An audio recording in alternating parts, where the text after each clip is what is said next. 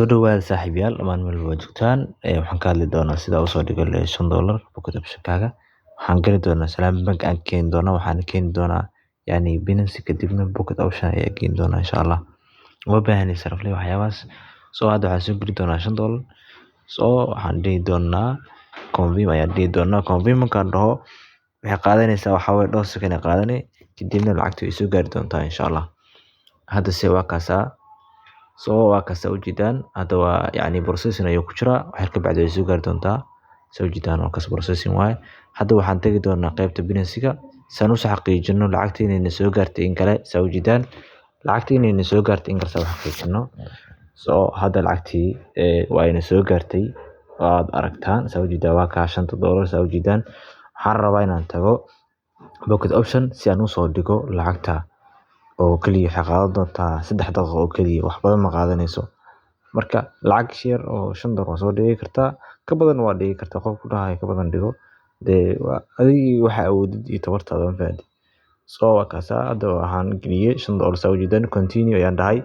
Continue markaan dhaho waa inaad dulqaad muujisaa saaxiib dulqaad muuji waxa way wax walba dulqaad ay lagu gaaraa Soomaa. Hadda waxaan dhihi doonaa pay ayaan dhihi doonaa insha Allah.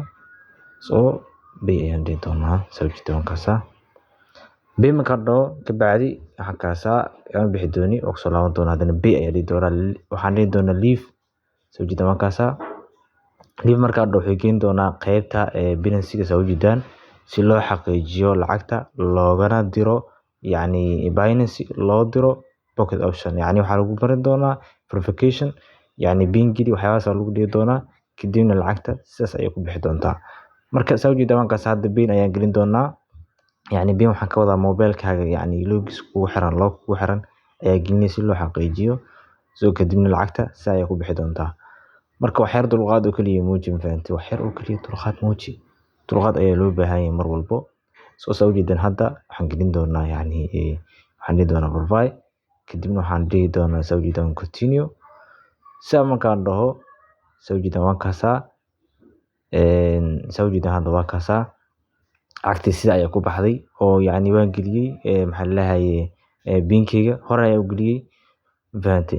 Adoon pin gelin ka yeelimaayo hadda waan soo bixi doonaa waxaan imaan doonaa bag ayaan soo dhigi doonaa waxaan imaan doonaa pocket option lacagtii hadda waa inay soo gaartay $5 soo ujeedaan waa kaasa muuqaalka intaas ayuu ku saabsan yahay like garee oo asxaabta u dir oo la wadaaga asxaabta inta kale. Aad waa mahadsantahay.